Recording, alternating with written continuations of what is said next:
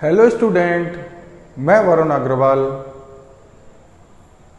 मैंने आपको बीएससी की जो बुक थी अपनी डिफरेंशियल इक्वेशन, उसमें अपना टॉपिक चल रहा था solution of ordinary differential equation with constant coefficient. यानी अपनी जो डिफरेंशियल इक्वेशन थी इस तरह की, उसका सॉल्यूशन हम कैसे फाइंड करते थे, हम अपनी पिछली वीडियो में उन पर चर्चा कर रहे थे। तो मैंने आपको पीछे बताया था जब इस तरह की डिफरेंशियल इक्वेशन होती है तो उसका जो सॉल्यूशन होता है वो था y = CF + PI। CF को हम कॉम्प्लीमेंट्री फंक्शन और PI को हम पर्टिकुलर इंटीग्रल कहते थे। अब मैंने CF के रूल आपको अपनी पिछली वीडियो में बताए हैं, साथ ही PI के कुछ रूल्स भी मैंने आपको अपनी पिछली वीडियो में बता चुका हूं। आज मैं आपको PI का अनदर रूल यानी एक और रूल पर आज अपनी इस वीडियो में आपके साथ डिस्कस करने जा रहा हूं। तो हम बात करते हैं रूल फॉर पर्टिकुलर इंटीग्रल। तो आपको याद होगा गिवन डिफरेंशियल इक्वेशन किस फॉर्मेट में थी। आपकी जो डिफरेंशियल इक्वेशन थी वो थी function of d into y = q। यही थी differential equation. Function of d का मतलब क्या था, जो डिफरेंशियल कोफिशिएंट हैं, जो डिफरेंशियल कोफिशिएंट उनका जो फंक्शन है उन सबको हमने एकत्रित कर लिया, तो हमने नाम दे दिया था फंक्शन ऑफ d। ठीक, अभी उन सब में जिसका भी डिफरेंशिएशन हो रहा था वो था अपना वेरिएबल y, और RHS में जो था q, उसे हम क्या बोलते थे, here q is the function of x, q is the function of x only और कांस्टेंट होता था। यानी जो q की वैल्यू थी या तो वो फंक्शन ऑफ x थी, q की वैल्यू या तो फंक्शन ऑफ x थी या आपका कांस्टेंट होता था। किसका मान, q का मान। अभी हमें क्या ज्ञात करना था, CF और PI। तो CF ज्ञात करने के लिए हम जो गिवन डिफरेंशियल इक्वेशन है उसके LHS का यूज करते थे, जबकि RHS ज्ञात करने के लिए हम उसके PI ज्ञात करने के लिए हम उसके LHS और RHS दोनों का यूज करते थे। तो हम बात करते हैं PI की। PI का अपना फॉर्मूला था 1 फंक्शन ऑफ d इंटू में q, इंटू में क्या, q। अब यहां q क्या था, q था फंक्शन ऑफ x। हमने q के फंक्शन ऑफ x होने के बहुत सारे तरीके सीखे। कौन कौन से सीखे, अभी एक बार जल्दी से उन पर चर्चा करते हैं। जब आपको q = दिया हो e⁴ax, तब आपको रूल पढ़ाया। सेकंड आपको पढ़ाया जब sin ax और cos ax की फॉर्म हो तब हमने PI की चर्चा करी। तीसरा आपको पढ़ाया जब q आपका क्या हो, पॉलिनोमियल हो इन x में, तब हमने चर्चा करी। चौथा रूल आपको पढ़ाया जब आपका e⁴ax के साथ मल्टीप्लाई में हो, कौन, x की पावर हो या आपका sin ax हो या cos ax हो, जब e के साथ मल्टीप्लाई में, e⁴ax के मल्टीप्लाई के साथ, तब हमने चर्चा करी। और फिर आपको बताया कि जब आपके केस फेल होते थे, जब आप d = a रखते थे e⁴ax वाले रूल में, तो 0 नहीं आना था फंक्शन ऑफ a का मान, तब हमने चर्चा करी। और जब cos ax या sin ax के रूल होते थे उसमें d² के प्लेस पर -a² रखते थे, उससे अगर वैल्यू 0 आ जाती थी तो हमारा केस फेल हो जाता था। तो इस तरह से जब केस फेल होते थे हमने PI के ऐसे फंक्शंस के लिए हमने चर्चा करी थी। आज हम जो चर्चा करने जा रहे हैं वो q = क्या हो, हियर q = अगर x इंटू v हो, x into v, where v से इन द सेंस है या तो sin ax हो और cos ax हो। यहां मैंने क्या बोला है, जो q की वैल्यू हो वो क्या हो, x इंटू v, v से इन द सेंस या तो sin ax हो या cos ax हो। जब इस तरह की फॉर्म हो तो हमारा PI का जो फॉर्मूला है हम उसकी बात करते हैं। PI = फॉर्मूला लगेगा, x को हम बाहर लिख लेंगे, x को बाहर मल्टीप्लाई में और ब्रैकेट के अंदर लिखेंगे 1 function of d into v, 1 function of d into v।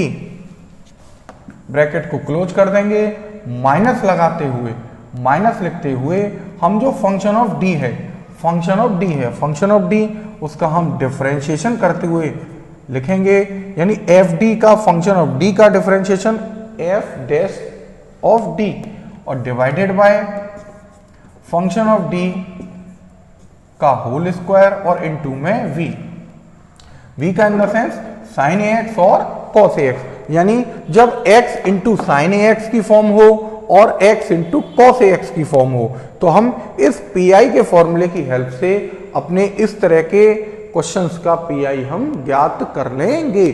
जहां इसके बाद आप कहोगे डी तो रिमूव नहीं हुआ, डी को रिमूव करने के लिए आपको जो साइन ए एक्स और कॉस ए एक्स के रूल पढ़ाए थे हम उनकी चर्चा करते हुए अपने क्वेश्चन को सॉल्व करके दिखा सकते हैं। जैसे क्वेश्चंस के माध्यम से हम अपने इस टॉपिक को और बेहतर तरीके से समझ सकते हैं। जैसे मैं एक क्वेश्चन लेता हूं अपना क्वेश्चन है d square plus 4 into y is equal to x into sine x.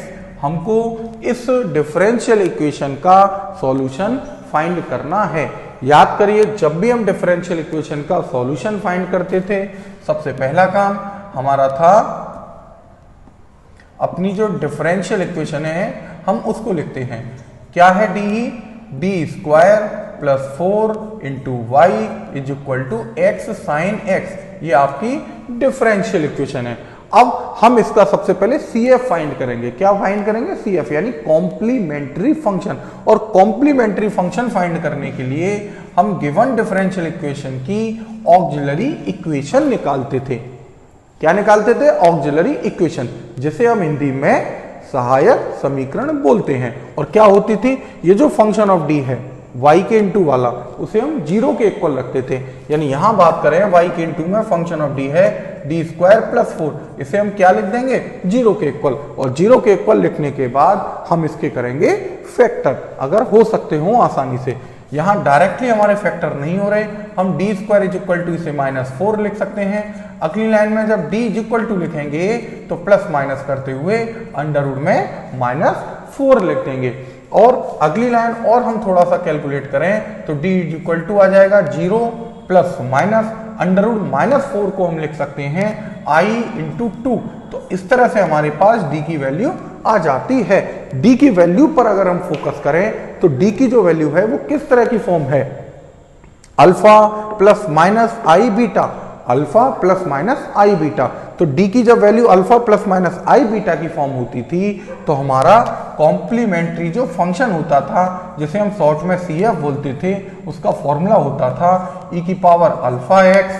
Alpha का मतलब 0 है यहाँ ब्रैकेट में C1 cos beta x, beta का मतलब 2x plus C2 sign beta x यानी C2 साइन 2x। इस तरह से हमने कॉम्प्लीमेंट्री फंक्शन की अपनी वैल्यू फाइंड कर ली है, जिसके बारे में हम चर्चा अपनी अनेकों वीडियो में कर चुके हैं कि कैसे हम कॉम्प्लीमेंट्री फंक्शन किसी दी गई डिफरेंशियल इक्वेशन का फाइंड करते थे। जब हमने CF फाइंड कर लिया अब हम बात करते हैं पर्टिकुलर इंटीग्रल की। तो पर्टिकुलर इंटीग्रल का जनरल फॉर्मूला क्या है? पर्टिकुलर इंटीग्रल का जनरल जो फॉर्मूला है वह है 1 upon function of D, 1 upon function of D. Function of D यानी y के इंटू वाला, जिसे हम ऑक्सिलरी इक्वेशन में लेते थे। तो यहाँ y के इंटू वाला है डी स्क्वायर प्लस 4, तो यहाँ हम क्या लिख देंगे? 1 upon D square plus 4 into में RHS यानी Q जिसे बोलते आ रहे हैं, यहाँ है x साइन x। तो हमने PI का अपना जो फॉर्मूला है 1 upon function of D into Q, और Q के प्लेस पर है x साइन x, उसको हमने लिख दिया। अब हम बात करते हैं इसका जब पर्टिकुलर इंटीग्रल फाइंड करेंगे, यहां से अपना d को हटाना अपना लक्ष्य है। जब यहां से d यानी डिफरेंशिएशन का टर्म यहां से रिमूव हो जाएगा, एलिमिनेट हो जाएगा, आपका PI आ जाएगा।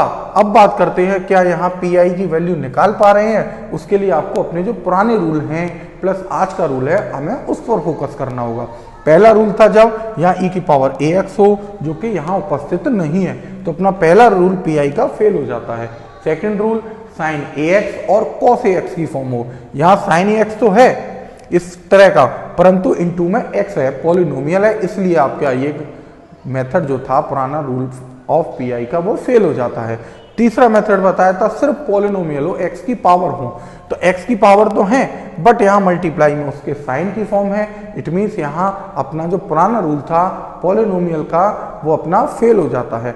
चौथा रूल आपको बताया था ई की पावर ए एक्स के साथ मल्टीप्लाई में हो, यहाँ ई की पावर ए एक्स नहीं है तो इट मीन्स हमारा वह रूल भी फेल हो जाता है। अब हम बात करते हैं अपने अगले रूल की। अगला रूल यानी साइन ए एक्स और कॉस ए एक्स जब फेल होते थे, तो जब ये फॉर्म ही नहीं बन रही है तो हमारे वो रूल भी फेल हो जाते हैं। फिर हम बात करते हैं आज के मेथड की। अपना आज का मेथड है एक्स इंटू वी। क्या है? X into we. वी का मतलब साइन ए एक्स और कॉस ए एक्स हो, तो यहां देख सकते हैं एक्स इंटू वी, वी का मतलब यहाँ साइन एक्स है। तो आज जो मैंने अपना रूल पढ़ाया है वो रूल यहाँ फॉलो होता है। तो इस रूल को जब फॉलो करेंगे तो अपना क्या है पर्टिकुलर इंटीग्रल फाइंड करने का तरीका, एक्स को बाहर रखेंगे, एक्स को बाहर रखा, ब्रैकेट के अंदर हम 1 अपॉन फंक्शन ऑफ डी लिख देंगे, यानी 1 अपॉन डी स्क्वायर प्लस 4 लिखा जाएगा और इनटू में आ जाएगा आपका साइन एक्स यानी वी, वी से इन द सेंस यहाँ साइन एक्स से है। माइनस लिखेंगे, माइनस के बाद ब्रैकेट के अंदर हम लिख सकते हैं f dash d. F dash d का मतलब फंक्शन ऑफ डी का differential with respect to d. तो डी स्क्वायर प्लस 4 के डिफरेंशियल की बात करें तो डी स्क्वायर प्लस 4 का डिफरेंशिएशन डी टू डी होगा, क्योंकि डी स्क्वायर का डिफरेंशिएशन 2d होता है और 4 का डिफरेंशिएशन 0 होगा। तो डी स्क्वायर प्लस 4 का डिफरेंशिएशन हमने क्या लिख दिया 2d डिवाइडेड बाय है फंक्शन ऑफ डी का whole square. Function of d है डी स्क्वायर प्लस 4, तो डी स्क्वायर प्लस 4 का होल स्क्वायर और इनटू में है आपका v, v का इन द सेंस v का है आपकी वैल्यू sin x। तो इस तरह से हमने आज का जो अपना फॉर्मूला आपको बताया है पर्टिकुलर इंटीग्रल ज्ञात करने का, वह फॉर्मूला हमने यहाँ अप्लाई किया है। एक बार जल्दी से अपने फॉर्मूले को मैं फिर से आपके सामने रिपीट करता हूँ। अपना फॉर्मूला था x को बाहर रखेंगे 1 upon function of d into v आ जाएगा।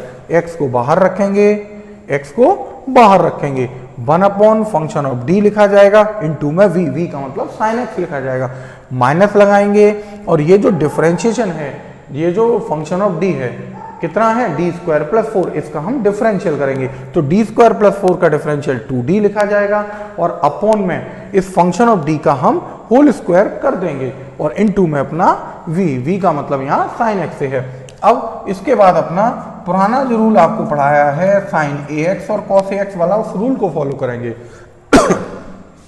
याद करिए साइन ax और cos ax वाले रूल में बताया था डी स्क्वायर के प्लेस पर हम माइनस का a स्क्वायर रखते हैं, रखने पर आपकी वैल्यू यहाँ फंक्शन ऑफ डी की 0 नहीं होनी चाहिए। यहाँ अगर मैं बात करूं साइन ax होता था, a का मतलब यहाँ 1 है, a का मतलब कितना है 1, तो यहाँ हम करेंगे 1 का स्क्वायर और 1 का स्क्वायर 1 होता है, यानी डी स्क्वायर के प्लेस पर हम -1 रखने वाले हैं। क्या रखने वाले हैं? क्योंकि यहाँ a बराबर कितना है 1, तो फिर हमारा डी स्क्वायर बराबर कितना आ गया -1 का स्क्वायर, फाइनली -1।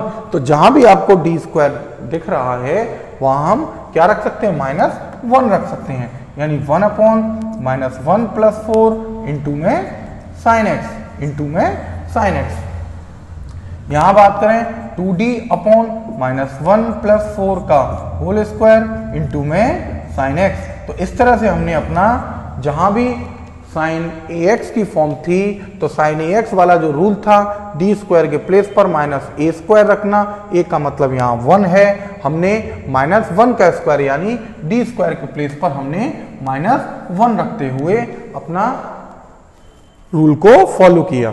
अब फाइनली जो अपने पास वैल्यू आई हम उसकी बात करते हैं।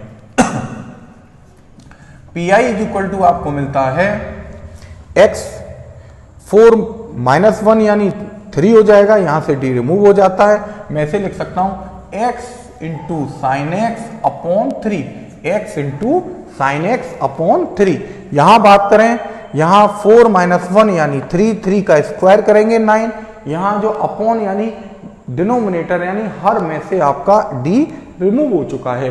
क्या d कम संपूर्ण रूप से गायब हो गया? नहीं गायब हुआ, अभी एलिमिनेट नहीं हुआ, ऊपर अभी आपका d लिखा है यानी न्यूमरेटर के अंदर, अंश के अंदर। तो इस d का मतलब क्या है d dx का मतलब differential with respect to x, किसका? फंक्शन का। तो हमें किसका करना है? साइन x का, यानी हम साइन x का differentiation with respect to x करेंगे तो आपके पास आ जाएगा यहाँ है 2/9, 2/9 कहाँ से, 2 ये रहा, 4 - 1 3, 3 का स्क्वायर 9, 2/9 आ जाएगा। और अपना d sin x, d into sine x, d sin x का मतलब sin x का differentiation with respect to x। तो sin x का differentiation with respect to x आप जानते हैं cos x होता है, कितना होता है, cos x। तो इस तरह से हमने अपना क्या ज्ञात कर लिया, पर्टिकुलर इंटीग्रल। अभी आप कहेंगे पर्टिकुलर इंटीग्रल कैसे आया, तो यहां हम स्पष्टली देख सकते हैं कि पर्टिकुलर जब हमने इंटीग्रल फाइंड किया है उसमें से आपका जो d था, फंक्शन ऑफ d जो देखते हैं वहां से अपना क्या गायब हो चुका है, d यहां से रिमूव एलिमिनेट हो चुका है। और d का रिमूव होना, एलिमिनेट होना ही इस बात को इंडिकेट करता है कि आपके pi की वैल्यू आ चुकी है। अभी आपके पास pi है, फिर आपके पास कॉम्प्लीमेंट्री फंक्शन है। इन दोनों को हमने निकालने के बाद आपको समझाया है general solution of given differential equation. और general solution of given differential equation क्या होता था, याद करिए formula, y = CF plus PI। क्या था रूल अपना, y = CF plus PI, y बराबर CF प्लस PI। CF की वैल्यू हमको पता है, तो यहां हमारी फाइनली जो वैल्यू आने वाली है हम उसको लिखते हैं। आपके पास आ जाएगा y = CF कितना है, e की पावर 0x, और आप जानते हैं e की power 0x in the sense है 1। तो हमारा क्या बचा, C1 cos 2x plus C2 sin 2x। देखिए आप, C1 cos 2x plus C2 sin 2x, ये तो रहा CF की वैल्यू, प्लस PI की बात करूं तो PI की वैल्यू है प्लस लगाते हुए x sin x/3 minus 2/9 cos x। तो इस तरह से हमने अपनी पर्टिकुलर इंटीग्रल और कॉम्प्लीमेंट्री फंक्शन को फाइंड करते हुए अपनी डिफरेंशियल इक्वेशन जो गिवन थी उसका हमने जनरल सॉल्यूशन फाइंड कर लिया है।